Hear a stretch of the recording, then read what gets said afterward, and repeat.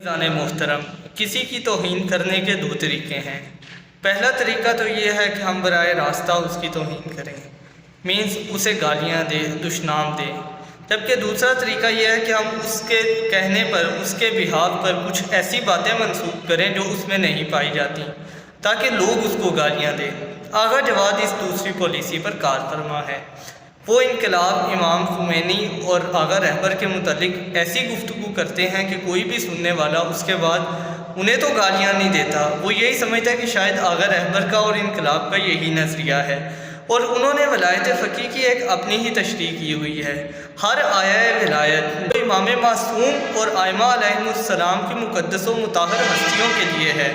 انہیں وہ اس کا رخ آغا رہبر کی طرف موڑ دیتے ہیں۔ اسی طرح کی حرکت انہوں نے حدیث کے ساتھ کی ہے۔ یہ ذرا سماعت فرمائیے۔ علی کبھی بھی مومن تجھ سے بغض نہیں رکھے گا اور کبھی بھی منافق تجھ سے محبت نہیں رکھا، اور آج جو امام خمینی سے محبت کرے گا وہ کبھی منافق نہیں ہوگا، اور جو امام خمینی کا بغض دل میں رکھتا ہے وہ یہ تمام تر امتیازات ائمہ علیہم السلام ہیں، یعنی یہ خصوصیات ائمہ کے علاوہ کسی میں نہیں ہے کہ وہ منافقت کی پہچان بن سکیں۔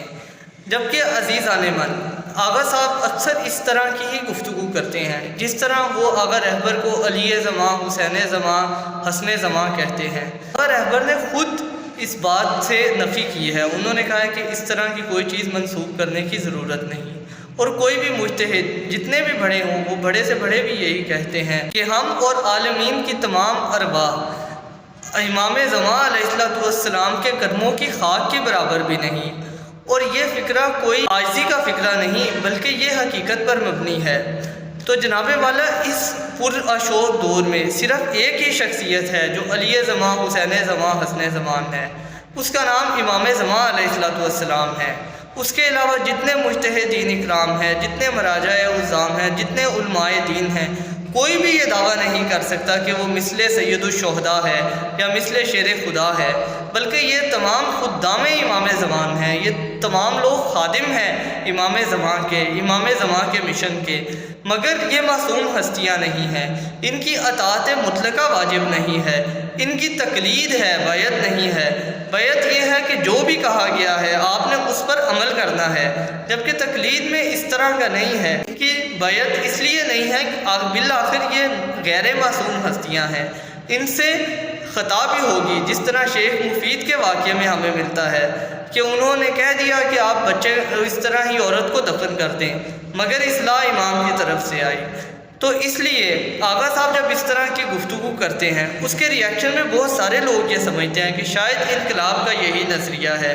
اور امام خمینی کا نظریہ ولایت فقیہ یہی ہے، مگر حقیقت میں ایسا نہیں ہے۔ یہ نظریہ آغا جواد کا ہے، اور جب ان کے ان باطل نظریات پر علماء اکرام جواب دیتے ہیں تو وہ ان کے جو فالورز ہیں وہ کہتے ہیں یہ سارے MI6 کے پیروکار ہیں، یہ ولایت فقیہ کے خلاف ہیں۔